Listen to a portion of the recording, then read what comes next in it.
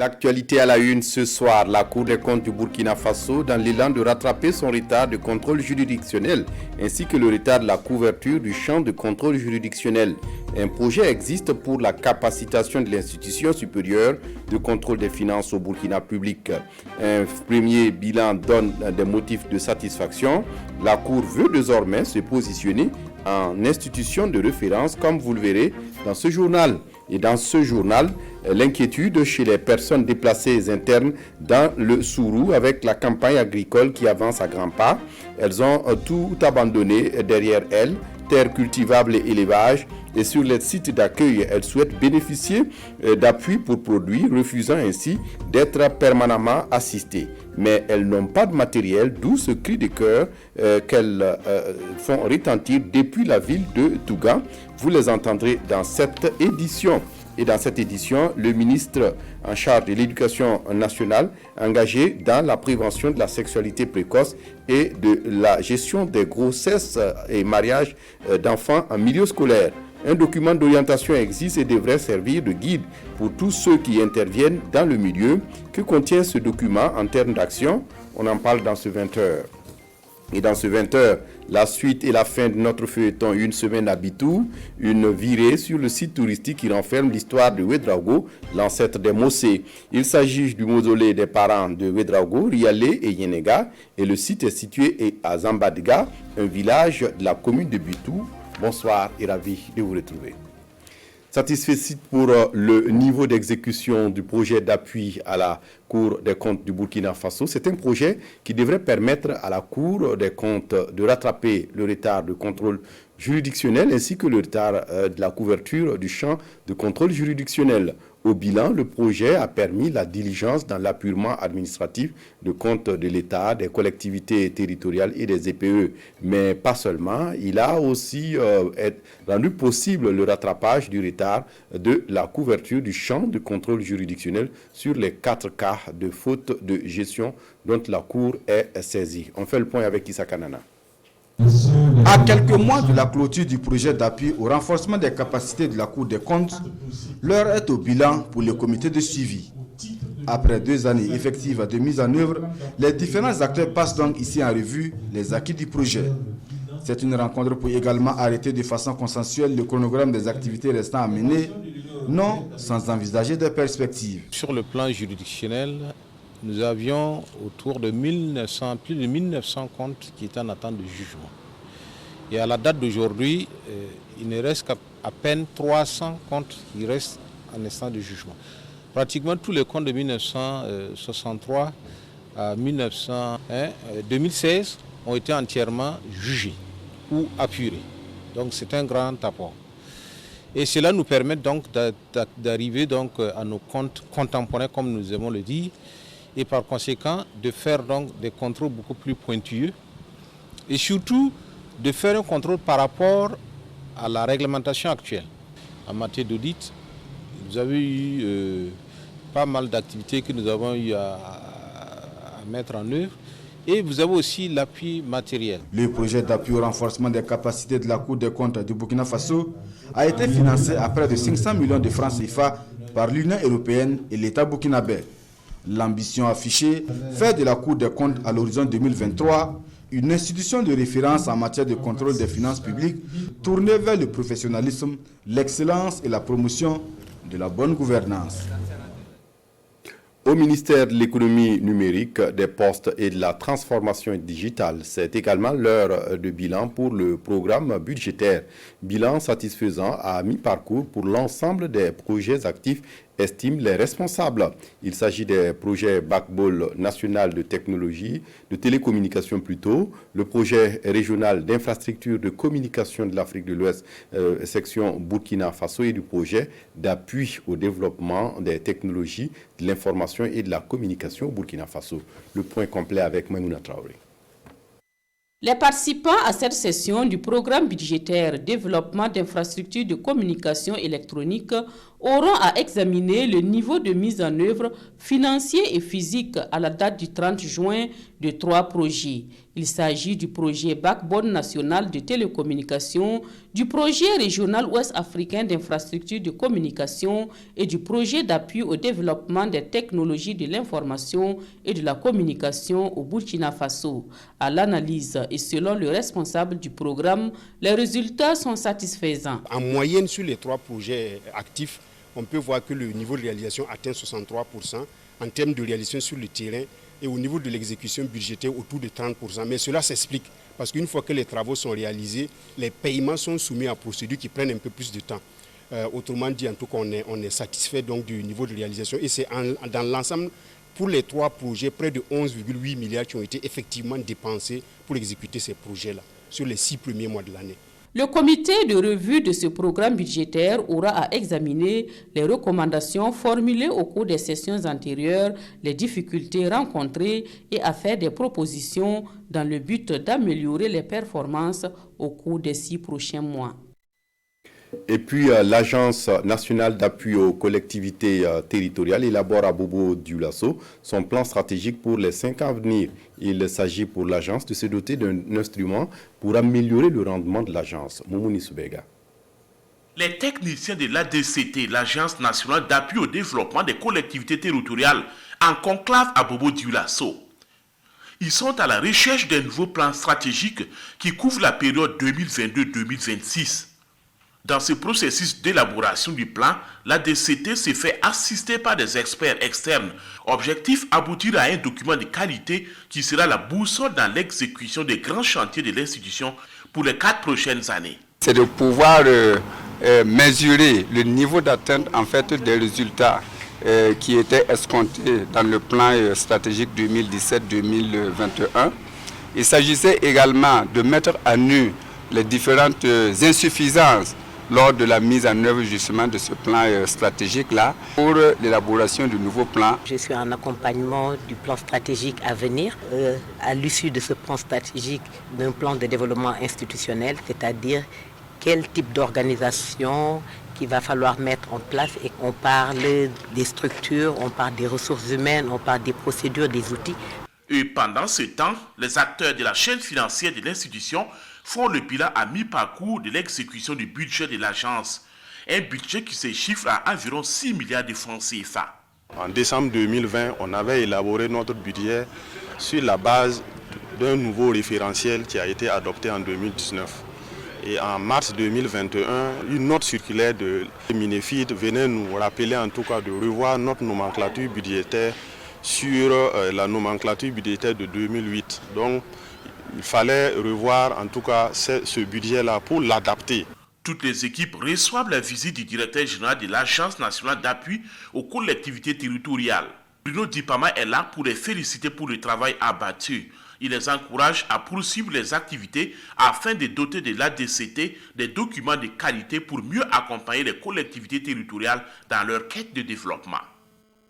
De son côté, le réseau Action des journalistes sur les mines au Burkina Faso travaille à outiller les journalistes sur les questions concernant les mines au Burkina Faso.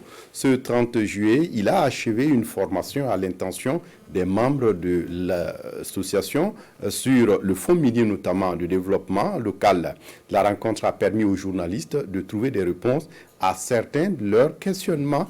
Entre autres, comment s'effectue le mode de collecte et de redistribution des ressources du fonds aux collectivités territoriales, comment ces ressources sont-elles utilisées, les réponses également avec Vincent Tiendrevego. L'air visiblement attentif pour mieux cerner les dispositions législatives et réglementaires qui encadrent le fonctionnement, la collecte et la redistribution du fonds minier de développement local, des taxes superficiaires et la patente aux collectivités territoriales. C'est ce module développé par le secrétaire permanent de la Commission nationale des mines qui a introduit des séries de communications à l'intention de ces journalistes s'intéressant à l'activité minière. Une vingtaine d'hommes de médias de Ouagadougou et de la région du Sahel sur les bancs à Kaya à l'initiative du réseau Action des journalistes sur les mines AJM. Objectif affiché, mieux s'outiller pour mieux investiguer et porter par leur plume auprès des publics cibles l'information juste en lien avec la contribution des mines au développement local. Et notre souci aujourd'hui, c'est l'utilisation que les collectivités bénéficiaires veulent en faire de cet argent. Donc c'est d'outiller les journalistes sur le cadre juridique.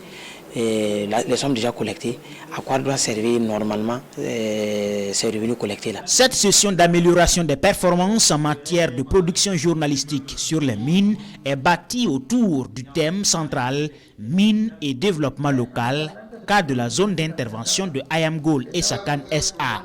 Et ce sont entre autres le président du Conseil régional du Sahel et les élus des communes directement impactées qui ont été sollicités par l'AJM pour donner des explications et des témoignages sur les fonds perçus et leur utilisation. Que l'ensemble de Burkinabé sache qu'il y a de bonnes choses qui sont faites et que ces fonds-là, il doit y avoir de la traçabilité dans leur utilisation et qu'il est possible de voir où est-ce que chacune des communes du Burkina, là, quand elle le reçoit, qu'est-ce qu'elle en a fait avec. À la lumière des enseignements tirés de cette formation, les membres de l'AJM, Action des journalistes sur les mines, entendent produire des reportages pour mieux éclairer le public sur la redistribution et l'utilisation des revenus miniers aux collectivités territoriales du Burkina. Puis la SAP olympique, la Société africaine de pneumatique, a ouvert ses portes ce 29 juillet à Bobo-Dioulasso à des mécaniciens vulganisateurs. C'est en marge des journées portes ouvertes de la société, une journée mise à profit pour visiter toute la chaîne de fabrication des pneus et des chambres à air. Cette journée porte ouverte est également une occasion pour les premiers responsables de la SAP de mieux se faire découvrir tout en sensibilisant les acteurs qui travaillent tous les jours sur les produits de cette société. Karim Sissé. Vulcanisateurs ou mécaniciens, ils sont en immersion à la SAP olympique, de la bande d'essai à la maintenance en passant par la soudière, la vulgarisation, les produits finis, bref, tous les compartiments de cette unité sont visités. Une visite par laquelle ces acteurs de la chaîne d'utilisation des produits de cette société veulent en savoir davantage sur le processus de fabrication de pneus et chambres à air. Nous sommes depuis à Ouara, on entend SAP olympique, mais on ne sait pas qu'est-ce qu'ils font. Mais aujourd'hui, nous sommes rassurés de voir comment on fait les pneus et puis les chambres à air. Si ça vit aujourd'hui, c'est nous vulganisateurs, c'est mécaniciens. Parce que c'est nous qui faisons les prescriptions des pneus. Cette journée porte ouverte de fabrication et de commercialisation des pneus, chambres à air et articles techniques en caoutchouc est un cadre de dialogue, d'échange et surtout de partage d'expériences. L'objectif final étant de conquérir la clientèle au sein de cette cible, mais aussi de cultiver l'envie de la consommation locale. On va aussi leur expliquer comment est-ce que les pneus sont fabriqués, depuis à l'état poudre jusqu'à l'état, en tout cas, pneus matériels. Ils vont voir tout ça aujourd'hui. Et après ça, on est très sûr que quand ils vont sortir d'ici, vous allez voir, les mentalités vont changer. Les visiteurs du jour sont des membres de l'association professionnelle des mécaniciens à deux roues de Ouagadougou, une association qui regroupe plus de 200 membres. Autre actualité dans ce journal, la 38e session du Conseil national de l'eau vient de s'achever ce 28 juillet à Koudougou. Une session qui a permis l'examen de 3 documents, à savoir le plan d'action 2021-2025, le programme national pour la gestion intégrée des ressources en eau et le plan d'action 2021-2025 de ce programme d'ailleurs, et enfin le programme pilotage de soutien. Tous ces documents seront regardés avec minutie, nous dit ici Estelle Judith Assogba. Depuis un certain temps, les ressources en eau au Burkina Faso font face à de nombreux problèmes. Des problèmes liés entre autres au changement climatique, à l'accroissement de la demande, à la dégradation de la qualité des eaux et au phénomène de pollution et de conflit d'usage pour le partage de la ressource. À cette 38e session ordinaire du Conseil national de l'eau, les acteurs clés se penchent sur ces questions. Objectif, trouver des voies et moyens en vue d'améliorer davantage la protection des ressources en eau et pour mieux prendre en charge les questions d'assainissement dans les différentes villes. Pour réussir cette mission, 3 dossiers clés sont soumis à leur appréciation. Le plan d'action 2021-2025 du PNJ vise à contribuer à la disponibilité de l'eau pour le bien-être social, l'eau potable, le développement économique, les secteurs pour lesquels l'eau est un facteur de production et la durabilité environnementale. Quant au plan d'action 2021-2025 du PPS, il s'articule autour d'objectifs opérationnels correspondant aux principaux défis majeurs en matière de gouvernance du sous-secteur eau et assainissement. Le décret sur la réglementation de l'assainissement autonome des eaux usées et excréta vise un meilleur encadrement de la gestion de l'assainissement des eaux usées et excréta. Plusieurs activités sont déjà définies dans ces 3 documents et l'avis de ces acteurs clés est requis en vue de passer à l'étape suivante qui est leur validation. Alors chaque structure a proposé pour les plans nationaux des activités à mettre en œuvre pour justement dans le cadre de l'AGIR satisfaire les besoins en eau réglementés et donc les usagers et les usages. Donc il suffit maintenant, nous allons regarder pour voir quelle contribution surtout il faut apporter pour que ces plans-là se mettent en œuvre. Toutes les couches socio-administratives prennent part à cette session et elles ont 48 heures pour prendre des décisions importantes pour une meilleure exécution des différents programmes au profit des populations. Dans l'actualité ce soir, la situation des personnes déplacées internes de plus en plus préoccupante dans la province du Sourou. La majorité de ces personnes déplacées internes vivaient de la terre et de l'élevage. Aujourd'hui, elles sont privées de terres cultivables et certaines même sont dépossédées de leurs biens. Pour cette campagne agricole, elle bénéficie de la générosité de personnes de bonne volonté, notamment des ONG, qui mettent à leur disposition quelques superficies cultivables, un acte de solidarité qui vient soulager ces personnes déplacées internes qui bénéficient déjà de l'assistance en vivres et en bien d'autres. Karim Ouedraogo sur place à Dédougou pour le point. Antando Mathias Koussoubé est un déplacé interne. Il vient de Tueni dans le Sourou. Comme lui, ils sont nombreux à abandonner derrière eux leurs champs et d'autres biens à cause de l'insécurité. Accueillis ici à Tougan, certains reprennent leurs activités agricoles. En plus de ces lopins de terre acquis grâce aux familles d'accueil, ces déplacés internes viennent d'obtenir ce terrain d'environ 10 hectares, un terrain offert par l'Ocades Caritas. Il nous a donné ce terrain-là aussi pour pouvoir faire des niébés. L'autre côté, c'est arachide qu'on a sémé. Mais ici, le terrain est un peu vaste. Mais pas de machine pour labourer ça. Plusieurs actions sont menées en faveur de ces déplacés internes dans la province du Sourou pour cette campagne agricole. On a un projet au niveau du ministère PIRA, qui nous a donné la semence de niébé. Il y a également la FAO et au niveau de ces 10 hectares que Ocades a cédé, on a un projet, le PDRS, qui doit faire un aménagement de périmètre maraîcher de 2 hectares avec un forage. Le forage a été fait, il reste à implanter les châteaux. Donc c'est pour dire que d'ici là, en tout cas, ils pourront faire la production maraîchère en plus de la production céréalière. L'assistance des autres est bien, mais produire pour soi est mieux, selon ces déplacés internes qui se réjouissent de ces actions en leur faveur. Nous, on veut vraiment, si il peut nous aider, pour qu'on puisse travailler à nous-mêmes. Chaque fois, ils vont nous donner à manger. Si nous-mêmes on fait quelque chose, nous pensons que c'est ça qui vaut mieux. Il faut qu'on aille dans ce sens, qu'on développe des initiatives, en tout cas pour que ces personnes-là continuent en tout cas à produire. Comme c'est des gens qui étaient déjà dans la production agricole, se voir aujourd'hui être permanemment assistés, je pense que ce n'est pas leur souhait. Mais en tout cas avec les projets et programmes, je crois que comme les actions ont commencé, je crois que d'autres projets également vont emboîter le pas et les autorités locales aussi vont plaider pour que ces personnes-là puissent avoir en tout cas des terres et les valoriser. Des démarches sont déjà entamées avec les propriétaires terriens dans ce sens, à en croire Faisal Teguera. Et puis on évoque cette rencontre d'information et de cadrage relative au programme d'amélioration des moyens d'existence durable en milieu rural. C'était à Dassa, dans la province du Sanguié.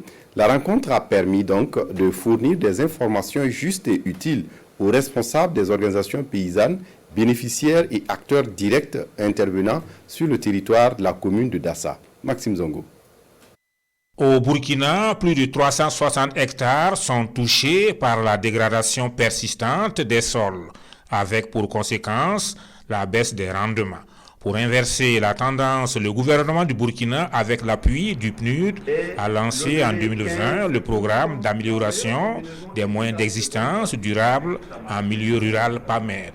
Et c'est ce programme qui a fait l'objet d'explications détaillées aux producteurs de Dassa dans le Sanguié, une des zones pilotes. On ne peut espérer une bonne productivité durable sans investir dans la terre, sans nourrir la terre. Il n'y a qu'en investissant dans la terre qu'on peut espérer un retour d'investissement en termes de productivité et donc d'accroissement des rendements. D'un montant de plus de 6 milliards de francs CFA, le programme entend contribuer par des actions structurantes à la sécurité alimentaire tout en restaurant durablement les terres. À travers ces fermes, il y aura des jardins potagers avec des options de production durable qui sont l'agroécologie. Il y aura des jardins nutritifs. Il y aura des pépinières pour produire les plants répondant aux besoins des producteurs. Il y aura aussi des espaces qui seront produits en fourrage pour le besoin des éleveurs. J'ai marqué l'accord de la commune de Dassa à vraiment travailler à ce que ce projet soit une réussite totale et qu'il puisse être dupliqué sur l'ensemble du territoire national. Pour marquer leur adhésion effective et leur engagement réel au programme, les acteurs ont procédé à la signature d'un cahier de charges, des outils de bonne gouvernance censés porter efficacement les actions sur le terrain. À la suite de cette signature, les acteurs se sont déportés sur le terrain pour le lancement des travaux du chantier qui s'étendra sur 5 hectares. Et en cette campagne humide agricole, se ravitailler en engrais relève d'un parcours de combattant. Cette année au Burkina Faso, presque chez tous les vendeurs, l'engrais minéral se fait rare. Le peu qui est en vente est au-delà de la bourse des producteurs agricoles. Sur le marché, le sac se négocie à 20 000 francs CFA, alors qu'il ne coûtait que 15 000 francs la saison écoulée. Les dotations de l'État ont aussi connu une baisse. Les producteurs ne savent plus où donner de la tête. Constat à Oundé avec une de nos équipes, Hassan Gourabou et Karim Sissé. Sur sa monture, Dauphine Nimi fait le tour de quelques points de vente d'engrais. Ce producteur agricole basé à Dohoun dans le Tuy a aujourd'hui pour préoccupation majeure l'obtention d'engrais minéral pour son exploitation. Et là, seulement quelques sacs sont disponibles, mais à des coûts exorbitants. Pour avoir de l'engrais, il faut suer. Un sac coûte 18 000 francs. Nous partons chercher à Oundé. Si on ajoute les frais de transport, le sac revient à 19 000 francs CFA. Un peu partout, c'est la même situation que vivent les producteurs agricoles en cette campagne. L'engrais se fait rare sur les marchés. Qu'est-ce qui peut expliquer cette pénurie d'engrais cette année? Pourquoi une telle flambée des prix? Interrogés, des acteurs s'expliquent. C'est un problème qui est au niveau mondial et ce problème est survenu suite à la pandémie de la coronavirus. Donc, ça fait que ceux qui produisaient d'habitude de l'engrais n'ont pas pu, cette année, n'ont pas pu produire en quantité suffisante. Comme chaque année, le gouvernement, à travers le ministère en charge de l'agriculture, vient au secours des agriculteurs en mettant à leur disposition des engrais à des coûts subventionnés. Cette année encore, la tradition a été respectée. Cependant, la quantité livrée à Oundé reste insuffisante face à la demande. Chaque année, dans l'étude, nous avons plus de 200 tonnes NPK urée confondues. Mais cette année, à cause de la maladie, nous avons reçu autour de 100 tonnes. Et vous voyez que plus les années passent, le besoin en intrants augmente. Karim Souré était venu dans le but de rentrer chez lui avec 8 sacs d'engrais. Mais il devra se contenter de 2. Et pareil pour tous ceux qui viennent pour s'approvisionner à la direction provinciale en charge de l'agriculture du Tuy. Si tu n'as pas d'argent, tu ne peux pas aller au marché parce que le sac d'engrais coûte cher là-bas. Il y a des commerçants qui vendent le sac à 20 000. Moi, j'avais besoin de 10 sacs. Mais je n'ai pas tout eu. Je n'ai eu que 2. Je vais gouiller ailleurs pour mon champ. Et cette pénurie d'engrais sur le marché ne facilite pas les travaux champêtres cette année. D'autant plus que l'installation de la campagne agricole n'a pas été facile. Au stade actuel, les exploitations agricoles ont obligatoirement besoin d'engrais. Le projet d'autonomisation économique des femmes par la transformation des amendes de Balanites, les points des réalisations aux autorités, fait le point des réalisations aux autorités administratives et bénéficiaires de Dori et de Gorgadji, qui sont sa zone d'intervention. Les acteurs de la mise en œuvre du projet se disent satisfaits car le projet qui arrive à son terme a permis de mettre en place une coopérative pour pérenniser les acquis. Lazare Sanou. Après une année de mise en œuvre, l'heure est au bilan du projet d'autonomisation économique des femmes dans la commune de Dori et Gorgadji, dans la province du Sénou. Au début, il était prévu former 300 femmes, mais par la suite, la JBF a pu former 400 femmes. Et sur 400 femmes, l'association a pu certifier 372 femmes. Voilà, et le plateau a été mis en place à Dori et les femmes ont commencé à utiliser ce plateau. Il y a des produits finis même qui sont déjà en vente et partout et on pense continuer à faire la promotion des produits là pour pouvoir encourager les femmes à continuer à travailler dans le domaine du Balanites. Oui, on a eu des difficultés, notamment concernant le contexte sécuritaire qui est quand même assez volatile. Au début, on devait mettre ce plateau technique à Gorgadji, mais on a dû le mettre à Dori. Mais au final, je pense que grâce à la motivation notamment de nos bénéficiaires qui n'ont pas hésité à se déplacer chaque fois de Gorgadji à Dori, on peut dire qu'on a réussi à maîtriser ces difficultés-là. Le projet a certes pris fin. La transformation des amendes de Balanites va continuer avec les acquis du projet. Il y a des femmes qui peuvent amener des sacs de Balanites avec un tricycle. Elles peuvent avoir 30 000. 40 000. Donc c'est déjà quelque chose. Voilà. C'était des noix qui étaient, la personne ne demandait même à quoi ça servait, ça pourrissait là-bas. Mais depuis la formation en tout cas, les amendes de Balanites, c'est devenu une richesse pour nous. Le projet aura coûté plus de 130 millions de francs CFA. Il a été lancé en juillet 2020 et avait pour cible les femmes âgées de 18 à 35 ans et a pris en compte 100 femmes déplacées internes. Autre sujet dans ce journal, dans le centre-ouest, un projet assure la scolarisation des jeunes filles et de la 6e à la 3e. Le projet de promotion de l'éducation post-primaire des jeunes filles de la région du centre-ouest. Sur 450 filles inscrites en 6e au départ, 140 viennent de réussir au BEPC session 2021. Le projet est arrivé donc à son terme et le bilan donne des motifs de satisfaction. Vincent Tiendrebego.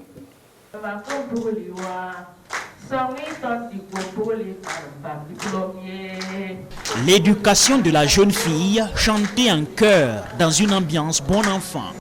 Et ça se passe à l'atelier bilan du projet de promotion de l'éducation post-primaire des jeunes filles dans la région du centre-ouest. Dans ce projet, l'UNICEF et la Fondation Occitane ont accompagné la scolarisation de 450 jeunes filles sur une période de 4 ans, allant donc de la 6e à la 3e. Et ce sont des filles qui ont été identifiées selon les critères de vulnérabilité, selon un processus qui est allé depuis les écoles, en impliquant les directeurs d'école, pour identifier dans les villages des filles qui n'auraient pas pu aller en 6e si rien n'était fait. Après les examens scolaires qui viennent de s'achever, les acteurs de l'éducation au niveau régional dressent un bilan de ce projet qui arrive à son terme. Nous avons enregistré 43-34% de taux de succès des filles qui ont été présentées au BPC. Et le taux national nous donne 27%. Et vous convenez avec moi que 43 est largement au-dessus du taux national. Donc il y a un motif de satisfaction par rapport au projet. Le verre est donc à moitié plein. Reste que des difficultés comme le cas des grossesses ont marqué le projet qui aurait pu produire des résultats plus éclatants. La directrice régionale des enseignements post-primaires et secondaires, Bernadette Zongo, souhaite qu'une telle initiative se poursuive pour encore assurer l'éducation de ces filles qui ne l'auraient pu par leurs propres moyens. Justement, pour ces cas de grossesse, la problématique est en discussion et un document guide d'orientation et de coordination est désormais disponible. Un document qui devrait servir de guide à tous ceux qui interviennent dans le milieu scolaire. Que contient le document en termes d'action? La réponse avec Issa Kanana. Adapter le contenu des messages de sensibilisation et de prévention de la sexualité précoce des élèves, c'est tout l'enjeu de ce guide. Un guide d'orientation et de coordination des actions de prévention de la sexualité précoce, de gestion des grossesses et du mariage des enfants, qui devrait permettre d'harmoniser les interventions des différents acteurs en milieu scolaire. Nous souhaitons vraiment qu'il y ait une meilleure harmonisation des approches, les messages que nous adressons aux enfants, que nous puissions sérier les messages. On ne doit pas s'adresser aux enfants qui sont au primaire ou au préscolaire, de la même manière que ceux qui sont au post-primaire et au secondaire quand on parle de la sexualité. Le document est le fruit de 2 années de travail de plusieurs acteurs dans 9 régions du pays. Pour le ministre Stanislas Ouaro, ce qui devrait permettre d'indiquer un tant soit peu ces phénomènes de grossesse précoce en milieu scolaire. Vous savez que pour l'année scolaire 2018-2019, nous avons dénombré 7861 cas de grossesse en milieu scolaire. C'est des chiffres énormes. Nous sommes heureux aujourd'hui de recevoir ce document et qui devrait nous permettre de pouvoir réduire efficacement. On ne pourra pas annuler totalement, mais on pourra, si on travaille dans le même sens, de façon harmonisée, on pourra réduire considérablement et peut-être vous dire qu'en 2021-2022, on a eu très peu de cas et puis peut-être à terme, à moyen terme, arriver à 0 grossesse en milieu scolaire. Le document remis servira au cours de la prochaine année scolaire et la directrice exécutive du Centre de recherche et d'intervention en champ et développement de plaider auprès du ministre Ouaro pour le vote d'une loi à l'Assemblée nationale pour encadrer la sexualité précoce des enfants et les accompagner dans la gestion de leur sexualité en milieu scolaire. Et puis, après une première édition couronnée de succès, avec à la clé une dizaine d'entreprises créées et formalisées, l'université professeur Joseph Kizerbo de Ouagadougou vient de lancer l'édition 2 du camp d'idéation de son incubateur digital Incube UO, un espace offert à une cinquantaine d'étudiants porteurs de projets d'apprendre les rudiments de l'entrepreneuriat. L'ambition de l'université est de participer à l'insertion socio-professionnelle des étudiants et également, en plus de ses missions premières qui sont la formation et la recherche. Le point de lancement avec Bernard Combelem et Christine Koulibaly. Et de 2 pour le camp d'idéation de l'incubateur digital de l'université professeur Joseph Kizerbo de Ouagadougou, Incube UO. Pendant 5 jours, ces étudiants porteurs de projets vont apprendre les indispensables de l'entrepreneuriat, du réseautage à la formulation et la présentation d'une idée de projet, en passant par la construction du modèle économique. L'idée, c'est de pouvoir justement qu'ils puissent présenter les idées devant un jury et on pourra effectivement voir et sélectionner certains qui vont être accompagnés par l'incubateur. Mais au-delà de cela, certains qui vont aller au Luxembourg aussi pour aller participer à une compétition internationale à ce niveau-là. Avec l'ambition de faire de ces lauréats des entrepreneurs. Et c'est là l'une des matérialisations de l'engagement de l'université professeur Joseph Kizerbo à trouver des alternatives à l'employabilité des jeunes, en plus de ses missions premières, la formation et la recherche. Et nous sommes conscients du fort potentiel du digital et son impact sur les différents secteurs d'activité, mais également sa production au plan économique et social. Et autre chose, c'est que les étudiants, en dehors des amphithéâtres, la formation, ils trouvent un autre cadre pour pouvoir exprimer leurs talents. Des talents qui se sont laissés apprécier à la première édition en 2019 avec à l'arrivée une dizaine d'entreprises mises sur le marché burkinabé selon les responsables de l'incubateur. Le lauréat de la première édition du camp d'idéation a du reste remporté le concours d'idéation de l'Université de Luxembourg.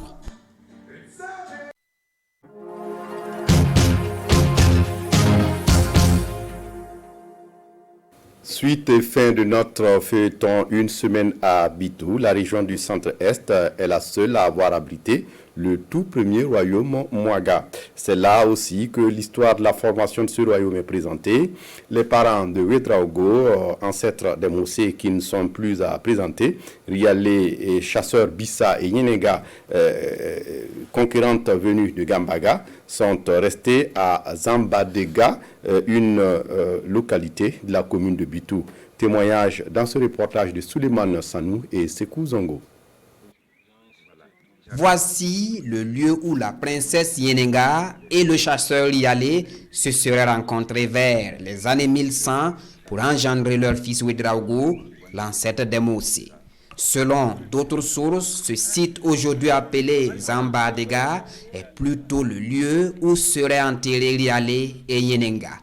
Ayant hérité de l'histoire par le truchement de l'oralité, chefferie coutumière et personnes ressources multiplient les témoignages qui pour expliquer, qui pour apporter des précisions. Yenenga et Rialé se sont rencontrés bien sûr à Bitou et ils ont mis au monde le Ouedraogo.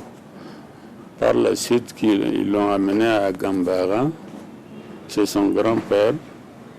Et celui-là lui a doté de tout ce qu'il faut pour être un roi. Et par la suite, quand ils sont revenus,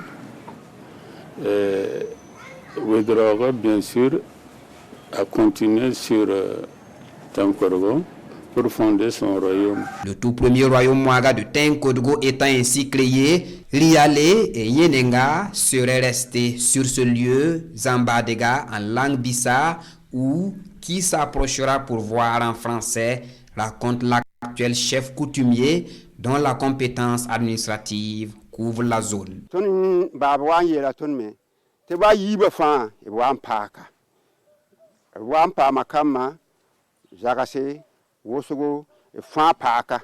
Tout ce que nous savons, c'est que Rialé et Yenenga reposent dans ces lieux. Mais nous ne sommes pas en mesure de vous dire exactement où se trouve leur tombe. C'est pourquoi nous respectons cet espace.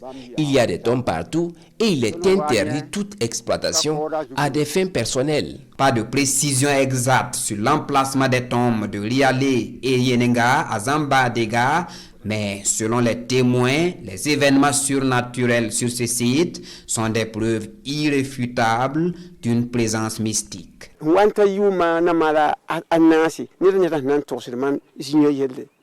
L'histoire de ces lieux demeure un mystère. Beaucoup de gens la racontent et nous ne faisons qu'écouter.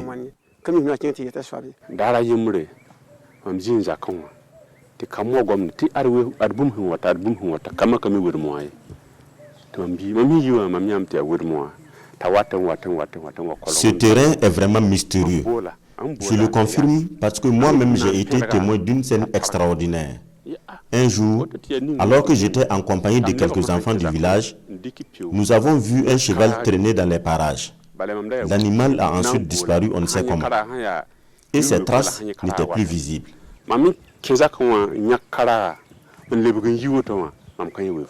Mythe ou réalité, ici, en tout cas, l'on y croit dur comme fer. L'histoire de Zambadega et celle de l'ancêtre des Moussé sont intimement liées. Le souhait de tous, d'ailleurs, c'est que le site soit reconnu, protégé et valorisé pour la postérité. Et durant toute cette semaine, celui qui nous a fait vivre l'ambiance à Bitou est avec nous sur ce plateau. Sekou Zongo, bonsoir. Bonsoir, Hussein Findo. C'est vous qui avez dirigé l'équipe de reportage à Bitou. Et comment les choses se sont passées pour vous? Est-ce que les conditions de travail y étaient? Oui, il faut dire que les conditions de travail y étaient. Nous avons en tout cas bénéficié de l'encouragement donc des premiers responsables de la RTB qui nous ont envoyé effectuer la mission à Bitou. Arrivé sur place à Bitou, il faut dire que les conditions de travail ont été en tout cas un peu difficiles. Difficiles parce qu'on se levait chaque jour à 6 heures, on commençait le tournage à partir de 7 heures et nous pouvions tourner jusqu'à 18 heures. Jusqu'à 18 heures, mais ce n'était pas là la principale difficulté donc, du tournage de une semaine à Bitou.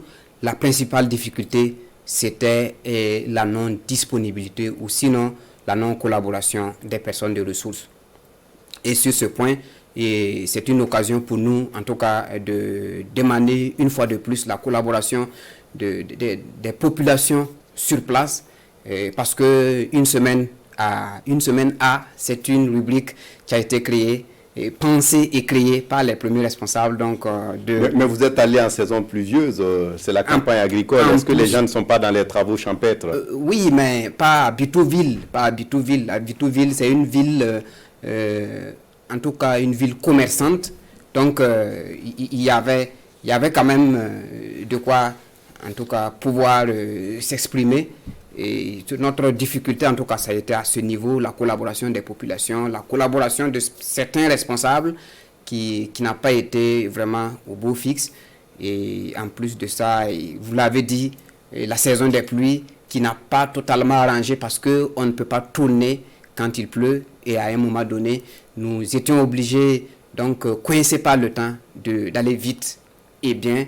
Et c'est ce qui fait que nous sommes sortis. Nous sommes sortis en tout cas avec 13 sujets que nous avons proposés à nos téléspectateurs. Et avec la saison des pluies également, il faut sécuriser le matériel. Sékou, dites-nous, qu'est-ce qui vous a marqué? Qu'est-ce que vous pouvez retenir de votre odyssée à Bitou? Qu'est-ce qu'on retient de Bitou? Il faut dire que Bitou, c'est d'abord un département. Bitou, c'est une commune urbaine, ça fait partie des quatre communes urbaines à statut particulier parce que c'est un département qui ne devrait pas avoir le statut de commune urbaine, mais Bitou a été érigé en commune urbaine exceptionnellement. Donc c'est une commune qui vit, c'est une commune bruyante. Une commune également, une grande commune de part donc de sa... L'explication, c'est quoi finalement pour qu'on érige Bitou en commune urbaine au lieu de rurale? Il y a les recettes donc la pression fiscale, l'assiette fiscale fiscale de la commune. Il y a aussi le fait que Bitou, quand on parle de Bitou, et on voit tout de suite donc le poste de douane qui en tout cas est assez... on va dire, dans l'histoire donc de la douane au Burkina, le poste de douane, on ne peut pas parler de la douane au Burkina sans parler de Bitou. Donc, il y a tous ces éléments-là qui font que Bitou a été érigé comme une commune urbaine. Et je le disais tantôt, Bitou, ça fait plus de 102 000 habitants, une commune donc très peuplée. En plus de ça, qu'est-ce qu'il faut dire? Bitou, c'est une commune également très bien construite. Je pense comme ça au village de Yanguédin. Yanguédin, c'est un village situé entre Tinkodgo et Bitouville. C'est un village très bien construit avec de grands châteaux, des duplex, hein, et à Bitou aussi. Et il faut dire que dans presque tous les villages du département de Bitou, tous les villages sont construits en matériaux définitifs. Et dans votre séance de racontage, notamment à travers le feuilleton que vous nous avez fait vivre toute cette semaine, vous avez parlé du bureau de douane de Bitou, mais on le sait aussi, une partie des activités de ce bureau de douane a été délocalisée à Saint-Cancé. Est-ce que cela n'a pas aussi créé peut-être quelques soucis pour la ville? Oui, quelques soucis pour la ville, vous l'avez si bien dit. Il faut dire que le maire, le premier responsable donc, de la commune de Bitou nous a laissé entendre que Bitou, c'est une commune qui est en train de lutter pour revenir parce que donc, du fait de la création du poste de contrôle juxtaposé de 5C, les activités vraiment au niveau de Bitou ont vraiment chuté en termes donc de recettes, parce que le bureau de douane de Bitou s'occupe maintenant uniquement des marchandises en provenance du Ghana, s'occupe spécifiquement de la frontière du Ghana, et pendant que le poste de contrôle juxtaposé de 5C s'occupe aussi bien des marchandises en provenance du Togo, du Bénin, parce qu'il y a des marchandises qui passent par à partir du Bénin, qui passent par le Togo pour entrer sur le territoire burkinabé. Il y a également des camions du Ghana qui passent par le Togo pour entrer dans le territoire burkinabé. Donc il faut dire que le bureau de Bitou, bureau de douane de Bitou, en tout cas, a été vraiment réduit. Et comme exemple, le chef de bureau, Radewou Sugo Sankara, nous a laissé entendre, avec vraiment des chiffres comparés, plus de 95 000 camions qui ont été reçus dans les années 2000 au niveau de poste de Bitou, et actuellement en 2020, on ne compte que 6 000 camions donc reçus. Une baisse drastique, certainement, de cette activité douanière. C'est que vous avez été accompagné par une équipe, puisque vous n'étiez pas seul. Il y avait des cadreurs, il y avait des sondiers, des éclairagistes. Certainement que toute cette équipe vous a permis de faire un travail formidable que vous avez présenté toute cette semaine. Derrière tous ces noms, chaque jour, pour lancer un élément, on dit Souleymane Sanou et Sekou Zongo. Ils n'étaient pas seulement les seuls. Deux, oui. Il n'était pas que.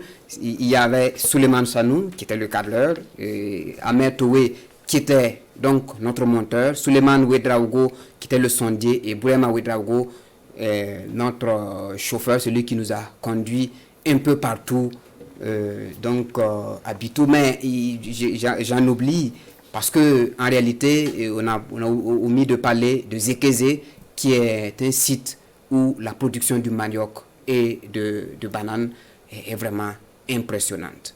Voilà, donc, et puis nous n'allons pas... Oui, vous avez beaucoup de souvenirs, certainement que vous allez repartir à Bitou pour d'autres aventures et puis pouvoir nous le faire vivre. Vraiment, merci d'être venu, Sekou Zongo, nous partager un peu cette expérience que vous avez vécue sur le terrain, notamment à travers notre feuilleton, une semaine à Bitou. Et cette semaine, je rappelle que nous étions à Bitou. Exactement.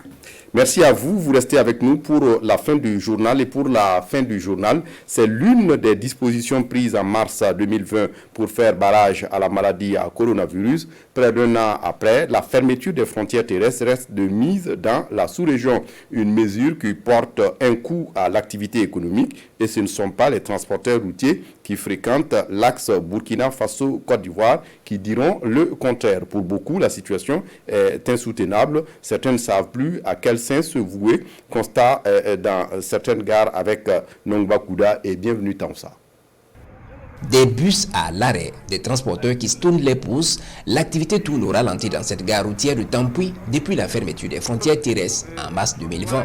C'est un coup dur pour ces routiers du trajet Burkina Faso-Côte d'Ivoire. Nous on fait notre départ les lundis, les jeudis, mais chaque lundi, chaque départ ça ne va pas, il n'y a plus rien.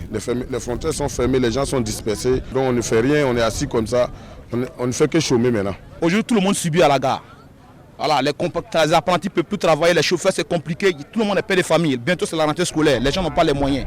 Tous ces véhicules stationnés appartiennent à Madi Sawadogo. Il a été contraint de les ranger. Pour survivre, il a dû affecter quelques-uns au voyage à l'intérieur du pays. Nous avons mis un car sur le tronçon Ouagadougou-Kirsi. Un autre va à Kéredoré. Mais c'est très difficile pour nous les habitués des voyages hors du pays. Chez les quelques transporteurs qui s'aventurent encore sur la ligne internationale, les passagers arrivent au compte-gouttes et là, c'est le revenu qui prend un coup. Nous souffrons beaucoup sur les routes. D'abord, nous gagnons moins avec le peu de passagers que nous arrivons à avoir, mais en plus, il nous faut supporter les tracasseries routières.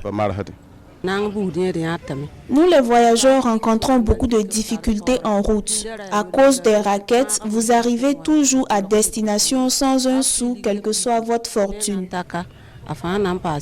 Dès l'annonce de la fermeture des frontières, cette compagnie qui fait la ligne Abidjan-Ouaga a tout de suite garé ses bus. Les responsables estiment aujourd'hui les pertes à plus de 300 millions de francs CFA. Voilà, on s'arrête là pour ce journal. Merci de votre attention. Excellente reprise pour demain. Au revoir et à bientôt.